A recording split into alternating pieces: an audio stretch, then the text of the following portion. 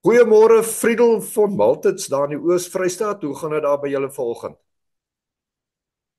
Hallo Sakkie, ja, dit gaan goed hier by ons. Ons het lekker baie reën gehad, so nee, dan is ons almal bietjie gelukkiger.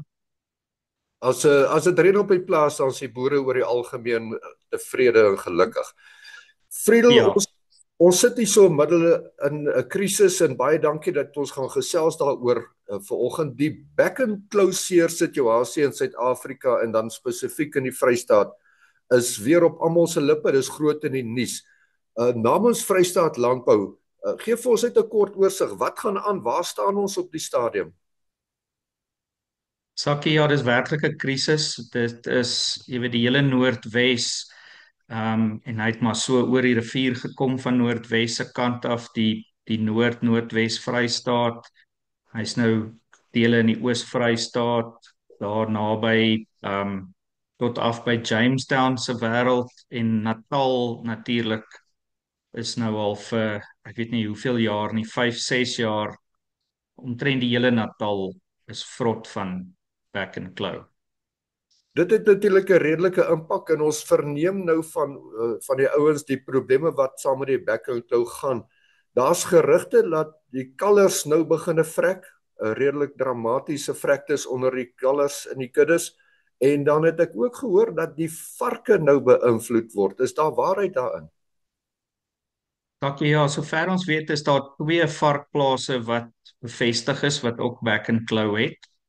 Wat baie interessant is want die varke wat in toebehuising is en die varkboere het baie streng biosekuriteit oor die siektes wat hulle kan kry.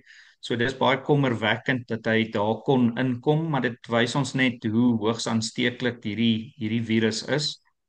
Die melkkoeë sover van groot beeste is die ergste aangetas. Die koeie kry verskriklike mastitis. Hulle bene raak so dat hulle glad nie kan loop nie. So die melkproduksie verdwyn omtrent. En dan die nuwe ding wat ons gesien het die laaste ruk is die kalvers wat vrek. En dit lyk te wees wat die veeartse vir ons sê is maar as gevolg van inflammasie wat die kalvers kry en wat die hart aantas of die Hmm. hartspiere en dan ja, nou begin ons kalvervrektes ook sien wat baie sleg is. Behalwe vir die enorme invloed en impak op die boere en ek verwys weer na die Vrystaat. Friedel, wat is die impak en die potensiële risiko vir die man op die straat? Vir die man op die straat is die grootste risiko dink ek die skommeling in pryse. Want skielik sit jy as daar 'n uitbraak in 'n area is en daar's 'n kwarantainesone dan 10 kilometer en 10 kilometer in 'n radius is nogal 'n groot area. Is daar skielik kalvers wat nie in die mark kom nie, beeste wat nie geslag kan word skielik nie. So daar's probleme soms met die vloei van vleis. Jy Hmm. weet, hoeveel kry die ouens in om te slag? Hoeveel kalvers kan hulle koop en die areas waar hulle kan koop. So ek dink dis maar daai wisseling of skommelinge in die prys. Nie dat ek dink die verbruiker op die grond se prys ooit afgaan nie, maar ja, Ja. dit is hulle grootste risiko. Daar is nie 'n gesondheidsrisiko op die mens op hierdie stadium nie. Nee, glad nie van vleis nie. Sodra 'n bees geslag is en daai karkas hang, die normale proses soos ek dit verstaan, begin die pH verander van daai karkas en dan raak die pH is maar wat die virus doodmaak. Die pH is nie geskik vir die virus om te oorleef nie. So die vleis wat in die supermarkte is en oral waar die ouens dit kan koop, is 100% veilig en ons wil graag hê die ouens moet eintlik meer braai om die boere te ondersteun in hierdie tyd Hmm. en nie minder nie. Net nog iets, Friedel. Ons weet nou dat daar is beperkings op as daar vee is wat geslag wil word. As 'n boer nou het wat hy kan laat slag, gaan hy waarskynlik nie toegelaat word by die slagpalle nie. As daar nou back and claw is, om daai bees of daai vleis nou op 'n private basis te bemark, is daar sulke moontlikhede? Daar is sulke moontlikhede, maar daai bees moet nog steeds deur 'n geregistreerde abattoir geslag word. So dit is nou maar huidigelik die proses. Jy wag nou dat die staatsveearts hulle kom en hulle kry 'n F-brand op en dan moet die abattoirs wat daai F-brand beeste kan slag, moet goedgekeur word deur die staat. Hmm. En ek dink heidaglik is daar 4 in die land.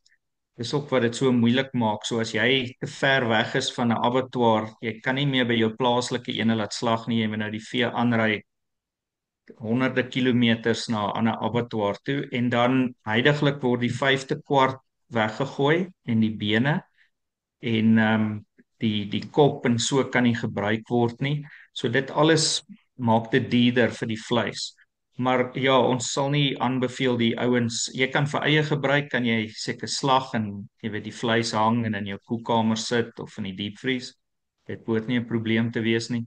Maar ja, laat die ouens nie sommer self slag en so verkoop nie. Friedel, baie dankie. Net ter afsluiting vanoggend, Vrystaat Landbou se siening of hulle werkwyse om hierdie probleem aan te spreek. Kortliks, kom ons hoor. Ja, ons het nou vir geruime tyd vir die staat gevra, jy weet, eerstens moet ons weet watter stam van die virus ons mee te doen het. So hulle moet die monsters wegstuur sodat ons kan sien, ons weet dis 'n SAT 1, 2 en 3, maar blykbaar is dan daar topotipes ook tussen 1, 2 en 3. Ek weet nie wat dit beteken nie, maar daar's verskillende stamme. En as jy weet watter stamme ons mee te doen het, kan ons die regte enstof laat maak en invoer.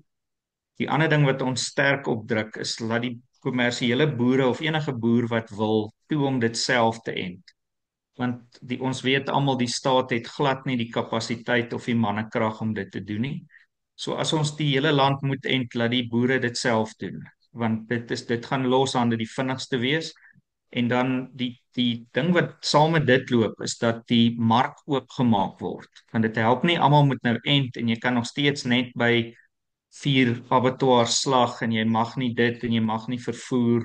So ons wil graag sien dat die plan daarop neerkom dat die vrye bemarking en beweging van vee dan weer kan normaliseer. En dan laastens ons weet die polisie moet hierdie kwarantyneareas die beweging van vee monitor en so. Maar ons almal is bewus daarvan hulle het gewoonlik nie eens voertuie vir normale misdaad in 'n dorp gewoonlik nie. So ons al oplossing wat ons sien is kry die weermag in as jy 'n noodtoestand of wat ook al moet afkondig vir dit doen dit dat ons daai ouens kan gebruik om 'n gebied toe te maak dat ons die virus in 'n sekere area werklik kan uitroei en kan aanbeweeg. So daai is min of meer ons hoofpunte waarop ons baie hard hamer. Ja, Friedel, baie dankie vir jou tyd vanoggend. Friedel van Maltitz, visiepresident Vrystaat Landbou. Dankie. Baie dankie Sakkie. Lekker dag.